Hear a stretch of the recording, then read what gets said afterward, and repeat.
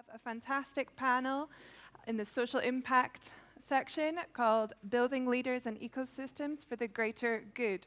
We have two fantastic speakers for you today. We have Miguel Luengo-Oroz and Luz Reño. Luz founded social company Change Dyslexia in 2016, which works on the early detection of and support for treatment of dyslexia. And Miguel founded the Internet of Medical Things and AI startup SpotLab and is currently Chief Data Scientist at UN Global Pulse. And today, moderating them, we have Alexandra Mitjans, who is Director of Ashoka in Spain, which is the leading network of social entrepreneurs in the world. Hi, everyone. Good morning. So welcome to Building Leaders and Ecosystems for the Greater Good. I'd like to focus today's conversation not in the leaders part, because we clearly have, we're lucky enough to have great leaders nowadays, and also ecosystems and greater good is a taken, it's a given. And more in the building side of the story, where I think is the challenge and therefore the opportunity. I have the privilege to be joined by Luz and Miguel, who are both, who I've been working for the last years at Ashoka. They're both Ashoka Fellows, and as we were introduced, we're the largest and leading network of social innovators. So I'm lucky enough to share the impact journey with them. And I think I'd like to start on that building reflection. Social entrepreneurship is a reality. We all have those clear role models in mind. It's even a career path, and I think it would be interesting to start by letting them introduce themselves and sharing their story. Why are you social entrepreneurs, researchers, and leaders for the greater good? Well, why am I a social entrepreneur? So I'm a social entrepreneur because I couldn't stop seeing something that is not fair for children with dyslexia. So when you have dyslexia, right, you struggle with reading and writing, but you have, this doesn't affect general intelligence. Even though it doesn't affect general intelligence, most of the children with dyslexia fail. I have dyslexia myself, and I saw this as a child. I was very lucky, I could succeed, but for most of the children, it's not the case. So I became a researcher. I wasn't planning to be an entrepreneur at all, okay? I was a researcher in computer science, and I started to research how artificial intelligence can help people with dyslexia. So we end up having a machine learning model. This is a part of artificial intelligence that is able to detect and to support dyslexia based on the data that people with dyslexia make. So based on their own patterns, this model adapts to their own difficulties with exercises. This is like a full personalization. And we had positive results in the lab, and I was like, oh my God, I mean, this cannot stay in the lab, you know? Everybody has to use it. And at the beginning, we put it online for free, and we realized that this was not sustainable. You know, the more people using the applications, the more problems that we had, because we didn't have a structure like, you know, technical support, customer support, you know, all these things. And at the end, I was like, okay, we need to create a structure so this can, and a sustainable structure, so this can, reach everybody. And in my case, it was crucial that some people who I met during the journey told me what was social entrepreneurship. Because I didn't know it was a social entrepreneurship. I was just, you know, putting things there. Tens of thousands of people were using it, but I was like, and it was thanks to Ashoka and to other mentors that I had, like, no, what you need to do is a company, a social startup, and you're an entrepreneur, and that was my last 4 years. This is what we have been doing, and at this moment, the tool is called Detective. It has been used by almost 250,000 children. Wow. It's called Detective U, for any of you that want to download the app. Yes. Great. Yeah, so social entrepreneur by accident. Oh yes. It tends to be the case. Let's see how we can revert that. Miguel, tell us about yourself. So, thanks, Alexandra. So, well, good morning, and thanks for coming. So, there are many sessions in parallel. So, my story, this year is there a path for social entrepreneurship? I mean, for me, it's a journey. So, I mean, I'm from Asturias, from the north of Spain. I'm telecommunications engineer by training at the beginning. I also studied 1 year of mining engineering. I did a master on psychology and neuroscience, on cognitive science, like working on how machines could write poetry. I then changed again field, and I did a PhD on genetics and developmental biology, how life happens. And at that time, I also went to Singularity University almost a decade ago when it started, 2010. The first Spanish to go to Singularity. Yeah, I was the first Spanish going there, spending 3 months at NASA. And at that time, I mean, I had a successful career as a scientist, I mean, touching many different things, but I was missing something. I was saying, okay, I mean, I'm doing research, this will happen in the next 5 years, 10 years, but I want to have an impact now. So from there, I moved and I joined the United Nations as the first person to work on data science. I mean, at the time, it was not even called data science. The term appeared 2011, working in an international organization. Okay? From there, I've been working on around the world with governments and humanitarian organizations in sustainable development and humanitarian response, really helping doing innovation using technologies for impact in food, in health, in energy, agriculture.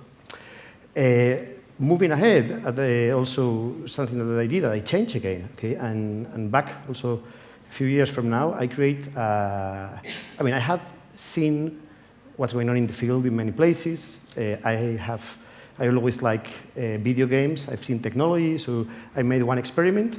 I put real digitized blood samples, that means taking pictures to blood samples, in a video game with the idea that people could learn how to diagnose. In this case, was malaria. Okay, so the idea is malaria is diagnosed just looking for parasites in a blood sample. There are thousands of cases, hundreds of thousands of cases per year. We don't have enough specialists to look at that. So I digitize samples with a mobile phone in a microscope, put it in the internet, created a game where people, instead of shooting parasites, they were hunting malaria parasites in real samples. And with one hypothesis, if I give you the sample, you will not be able to diagnose. If I give you all 20 people the same picture, with collective intelligence and helping AI, you will give a good diagnosis. So actually, it turns out that it will work out. It was the first time that this was done, and with around 22 people are as good as an expert microscopist. And with that, essentially, me and my team, we create this collective diagnosis concept. Okay? So far, more than 200,000 people in more than 100 countries have learned how to diagnose malaria in this case. With this concept, I mean, I got to advise the Office of Science and Technology of the White House and many other institutions on how to use the power of the crowds. But then also made me, again, came back to the field and understand what is needed, okay? And this is a journey, okay, and he's Science for Impact. So the next step was, okay, I understood that in many cases, it's not just the diagnosis thing, it's not just the analysis, you need to take images, you need to do medical devices. So I founded the Spot Lab, okay, which is an Internet of Medical Things and AI company. We do diagnosis of things which go from leukemia to malaria. And we are based here in Madrid. Okay, we have been operating for 2 years. We have just been recognized as one of the most innovative and scalable companies by the European Union, and actually looking for funding. But that's, I mean, what I said is everybody can be a social entrepreneur. Just work for something that matters. Can you share briefly, Miguel, what are those efficiency rates in the diagnosis of, for instance, malaria spot?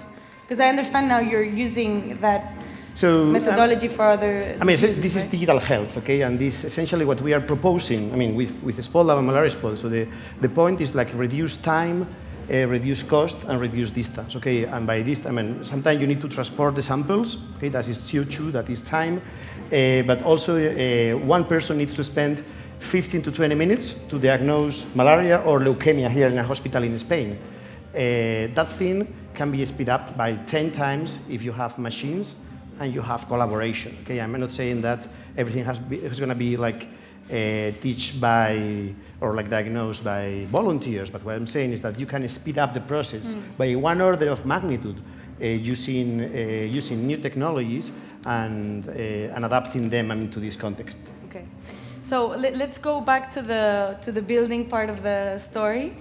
I think, as I was saying, whether it's by accident or a journey, as you said, Miguel, social entrepreneurship is a reality, and I think at Ashoka we have this theory of change which we're still testing, where you first build a case, you prove, and you build those references of what is a social entrepreneur.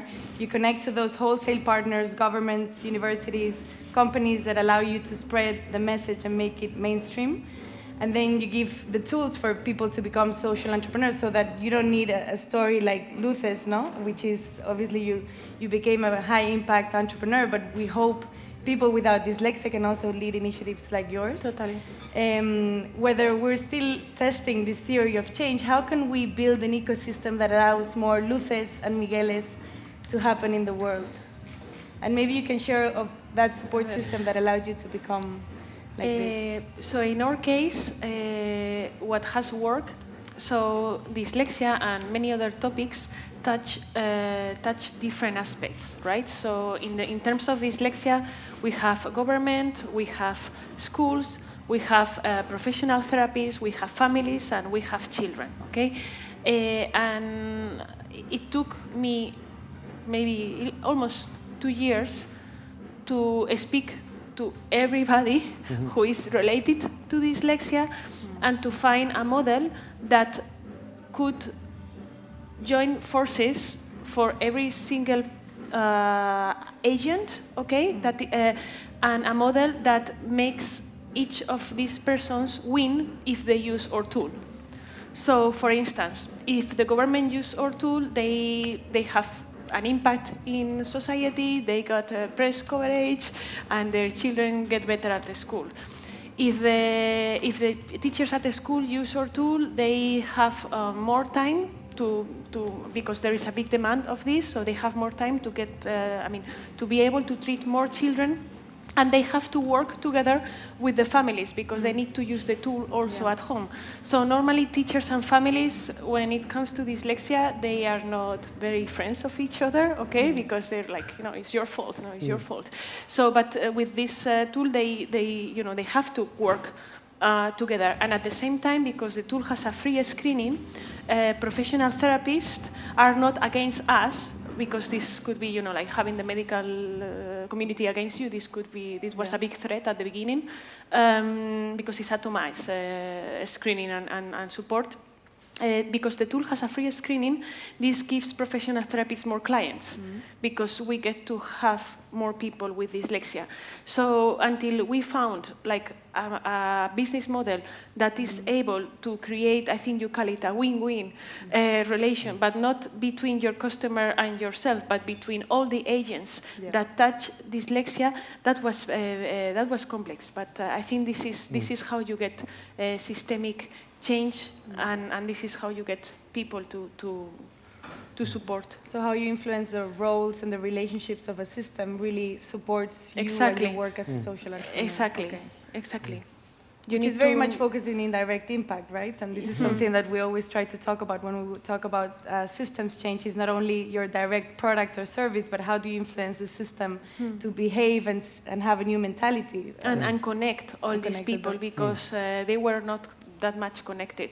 So now people in the government in Madrid know some families with dyslexia, some schools. I mean, for example, the day after tomorrow, the counselor of education is visiting a school.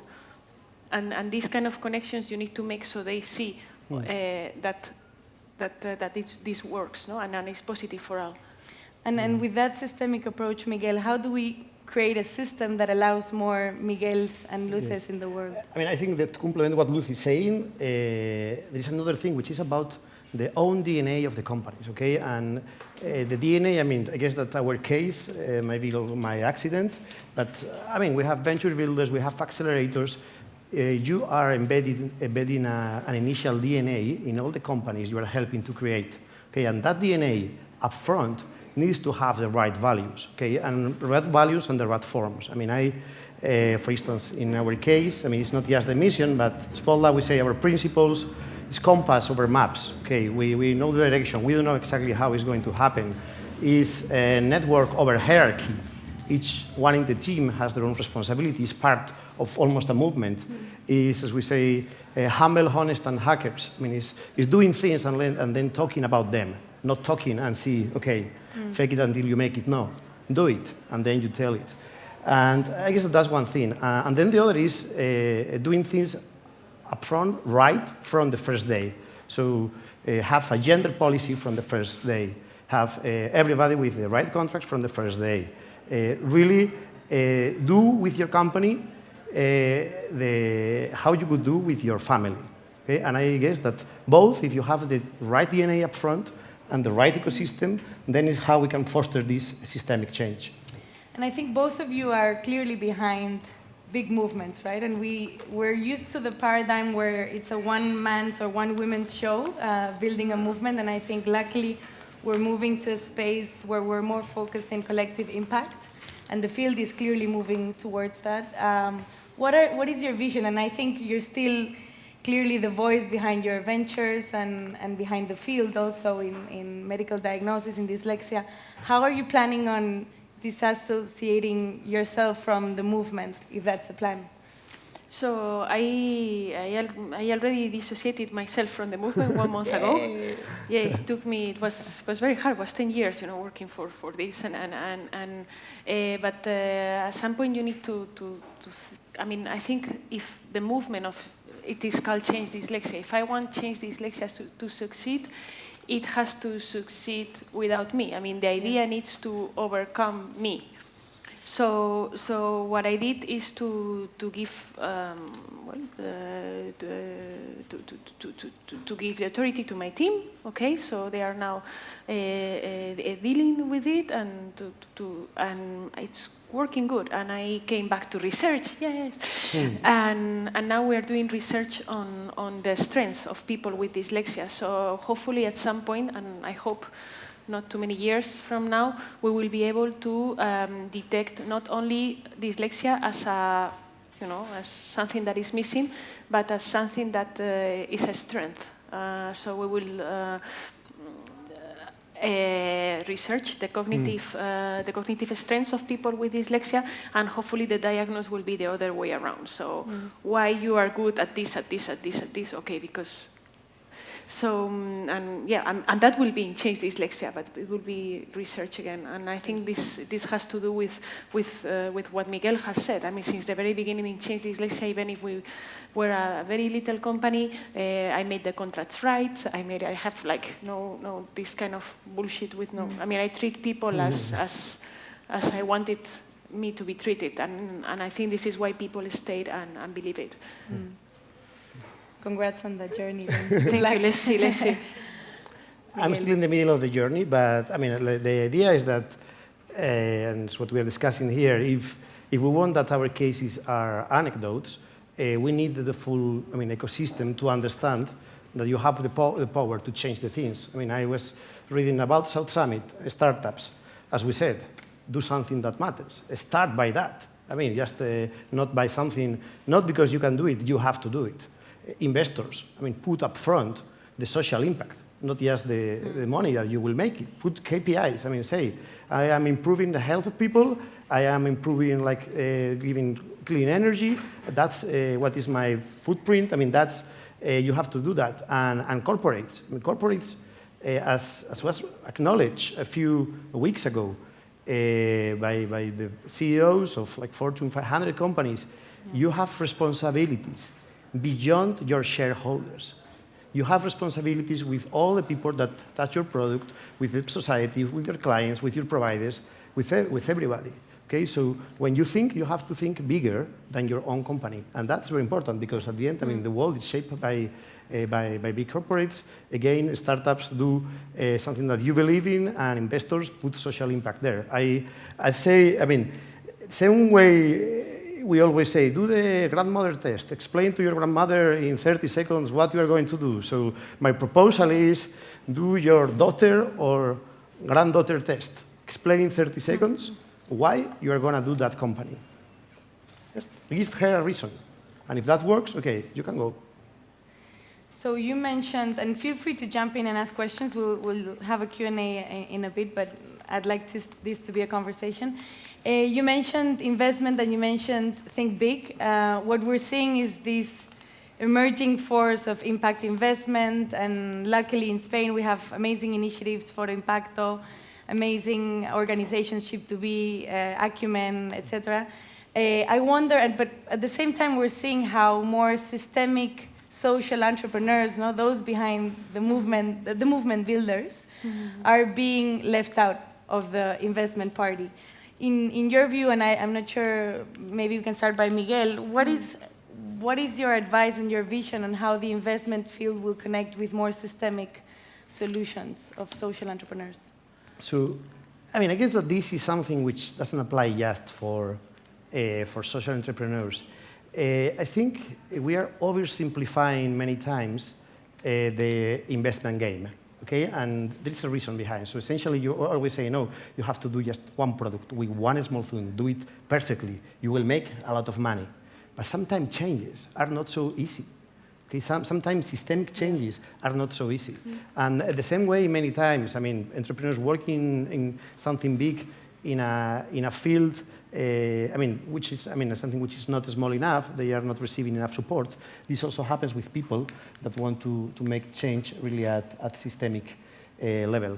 So that's something, and the reason why, just to complete, this game of investing in something kind of very narrow, very small works out, is because this is making the game continue to work as it is. Okay, and this is, one example, medical device industry.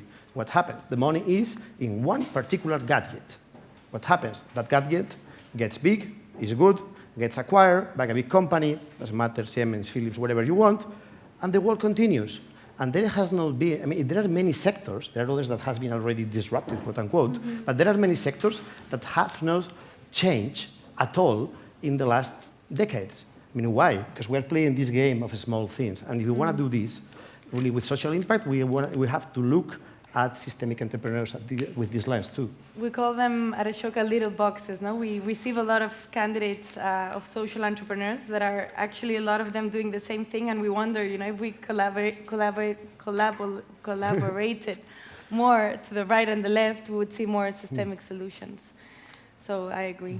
Luz, any thoughts? So in my case, when I spoke with investors, we were very lucky that we started selling basically a prototype, and it was, we got traction very fast. So we also did a Kickstarter campaign, which was successful. So at the end, we could skip without investors, okay?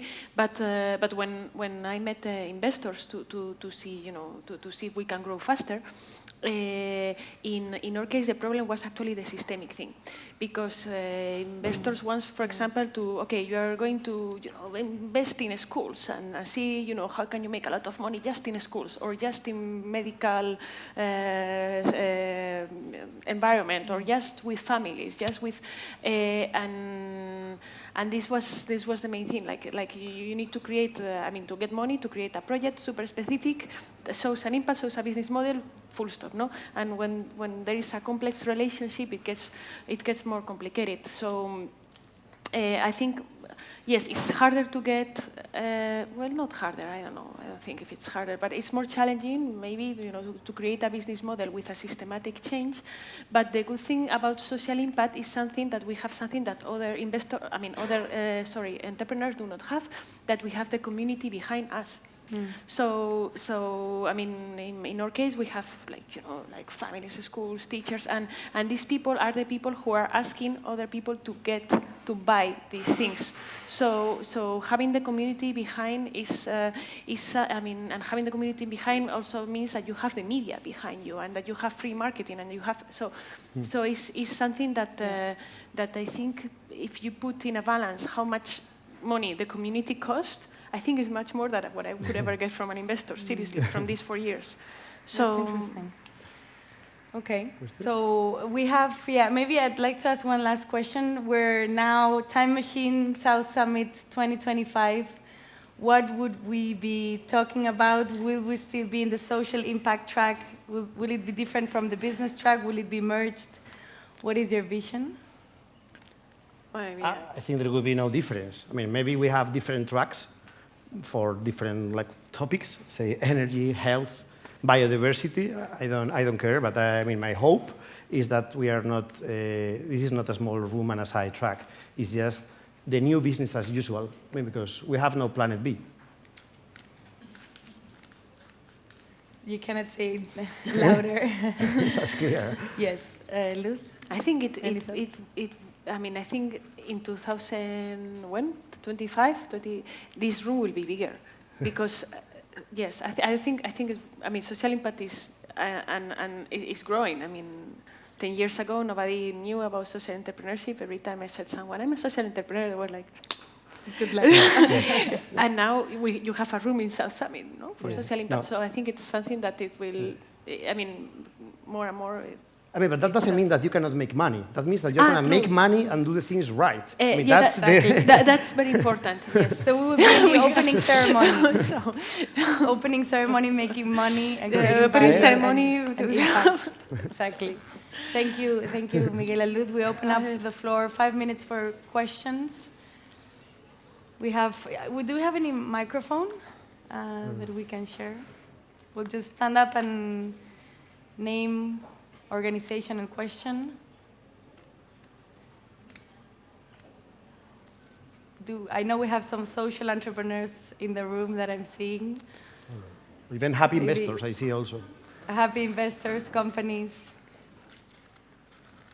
Okay, then I'd like, okay.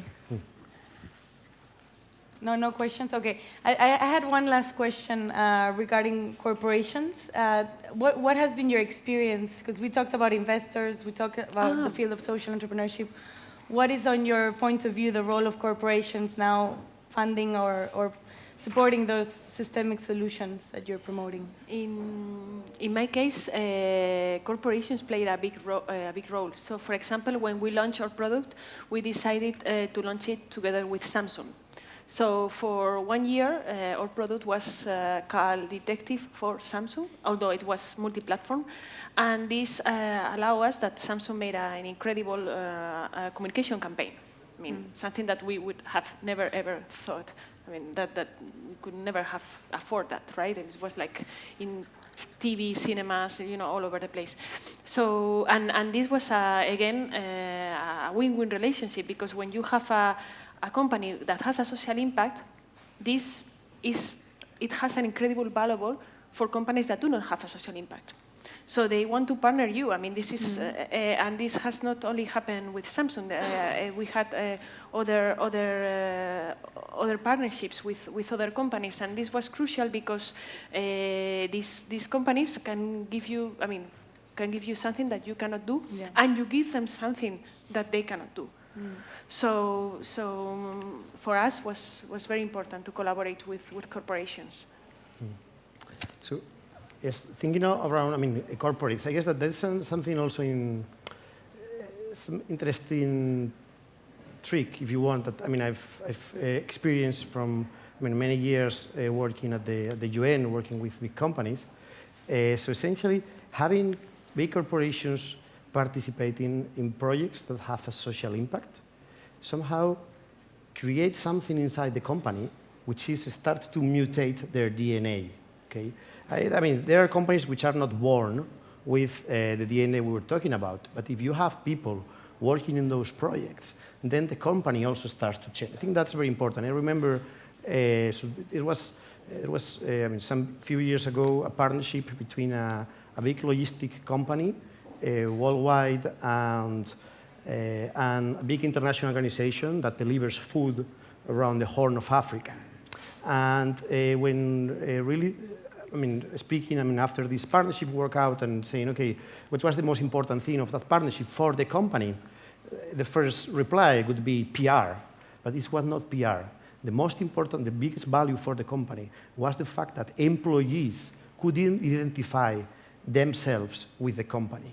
Okay, so that's also, I mean, part of our mission. Those of you that are in corporates, you can mutate the DNA of your company by starting with, let's say, a small, or this was a huge project, working in things that have an impact and things, projects that your employees will identify with and will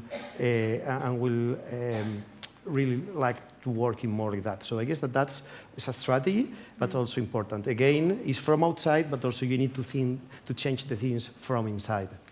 We call it the changemaker virus when you combine the vision of a social entrepreneur, which is usually more a giraffe, no? That long side, with the muscle and the speed and the go-to-market of a company, you make miracles happen. So thank you, Miguel and Luz, for joining us, and thank you all for being here.